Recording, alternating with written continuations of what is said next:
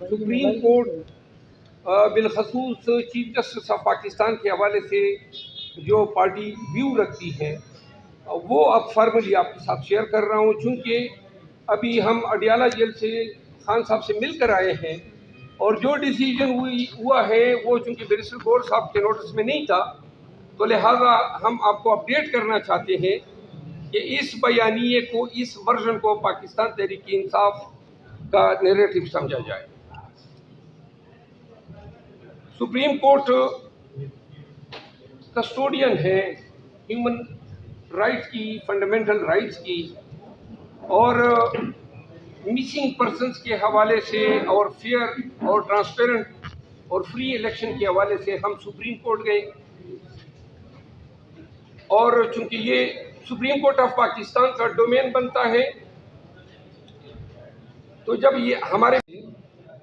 तो आपने फाजिल chief justice of Pakistan काजी फाइज ईसा साहब के जो रिमार्क सुने, जो उन्होंने कार्रवाई के दौरान पास किए, और जिनको सुन के पाकिस्तान तहरीक इंसाफ जो है शदीद कोफत और तकलीफ का शिकार है, क्योंकि वो रिमार्क्स जो काजी साहब ने दिए हैं वो इंतहाई मज़ाक़खेज़, इंतहाई डिमीनिंग और किसी भी तौर सुप्रीम कोर्ट ऑफ पाकिस्तान के किसी जज को या चीफ जस्टिस को ज़ेब नहीं देते हैं कि वो शोबे वकालत से वाबस्ता और पीटीआई के वकील सरदार लतीफ़ खान कोसा को ऐसे अल्फाज कहें, बिलखसूस जब उन्होंने तमस्से का चस उठाना चाहा। चीफ जस्टिस ऑफ पाकिस्तान या पाकिस्तान की धरती पे किसी को ये हक नहीं है, न कोई इख्तियार है, न कोई कानून चीफ जस्टिस को ये हक देता है कि ये रेशियल कमेंट्स पास करें। पाकिस्तान में लाखों सरदार मौजूद हैं और ये उन तमाम सरदार कम्युनिटीज और फिर पाकिस्तान में मिनॉरिटीज आबाद हैं, बिलखसूस सिख कम्युनिटी, जो हर एक सिख अपने आप को सरदार कहलाता है, जबकि वो अल्फाज जो बयान किए गए कि जी सरदार क्यों आप अपने आप को कहलवाते हैं, ये रेशियल कमेंट्स थे। और चीफ जस्टिस साहब जब सरदार लतीफ़ कोसा को तज़ीक का निशाना बना रहे थे, तो उनको नहीं भूलना चाहिए था कि इंतहाई काबिल एहतराम वो भी सरदार हैं। तो लिहाजा हमें कतईन ये तवक्को नहीं थी कि 55 साल वक्त से, सालों से वाबस्ता, शोबे वकालत से वाबस्ता सरदार लतीफ़ कोसा को ऐसे अल्फाज और खिताबात से नवाजा जाएगा।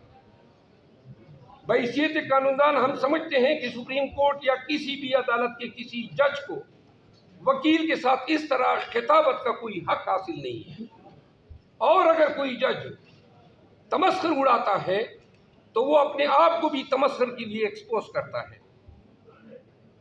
जिस तरह हर एक शख्स को अपने नाम, अपने कबीले, अपने शनाख्त के हवाले से तज़हीक पे दुख होता है, अगर काजी साहब को कोई काजी होने पे तमस्खुर उड़ाएगा तो लाजिमन उनको भी तकलीफ होगी। तो लिहाजा Pakistan Tehreek Insaf chief justice of Pakistan के इस कंडक्ट को मिसकंडक्ट गर्दानती है और हम इसकी मजम्मत करते हैं। दूसरी बात, उमेर न्याई साहब मौजूद हैं, पिटिशनर थे लाहौर हाई कोर्ट में। हमने चैलेंज किया था कि रिटर्निंग अफसरान जो है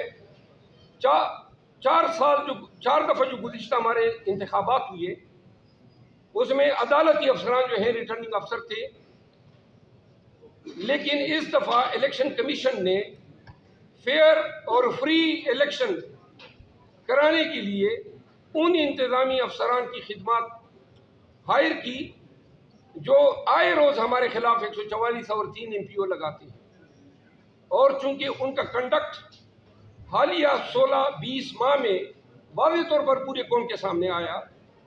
तो हमने चैलेंज किए लाहौर हाई कोर्ट में, जिन्होंने इलेक्शन कमीशन के उस हुक्मनामे को मुअत्तल किया। ये एक इंटरलॉक्यूटरी ऑर्डर था। इलेक्शन कमीशन, सुप्रीम कोर्ट उस इंटरिम ऑर्डर का हतमी फैसला कुछ इस अंदाज में करती है कि काजी फायद ईसा साहब हमारे फाजिल दोस्त, हमारे वकील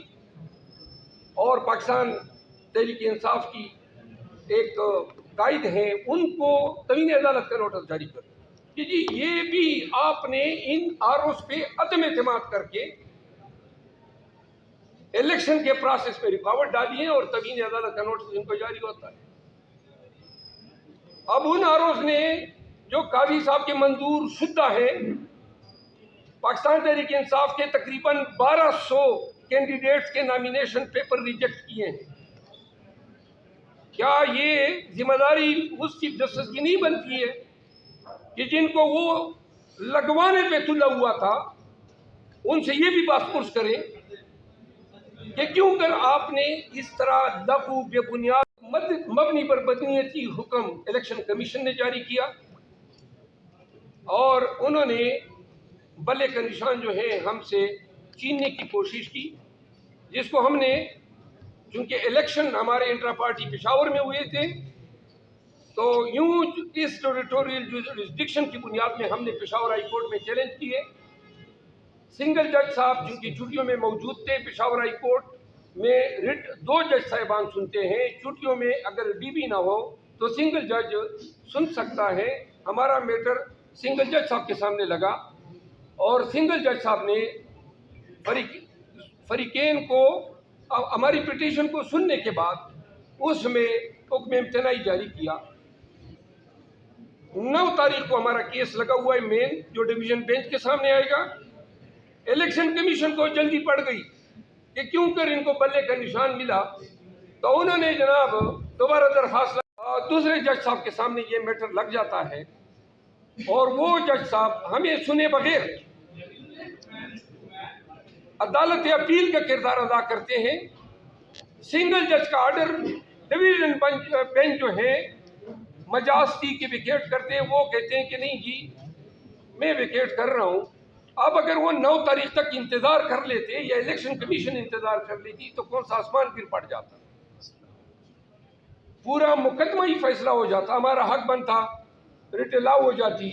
हमारा हक न बनता रिट खारिज हो जाती। सुप्रीम कोर्ट ऑफ पाकिस्तान कह रही है तवीन अदालत के हियरिंग में कि जी हम फ्री एंड फेयर इलेक्शन कराने के अहकाम दिए हैं, बल्ला छीना जा रहा है, सिंगल बेंच के ऊपर सिंगल बेंच बैठ जाता है, नजर नहीं आ रहा कि ये क्या हो रहा है। सुप्रीम कोर्ट ये भी नजरअंदाज करती है कि ये वो शख्स है जो 4 साल मुजरिम इख्तियारी रहा और जब पाकिस्तान आता है तो रेड कारपेट वेलकम किया जाता है, मीनार पाकिस्तान में जलसा कराया जाता है।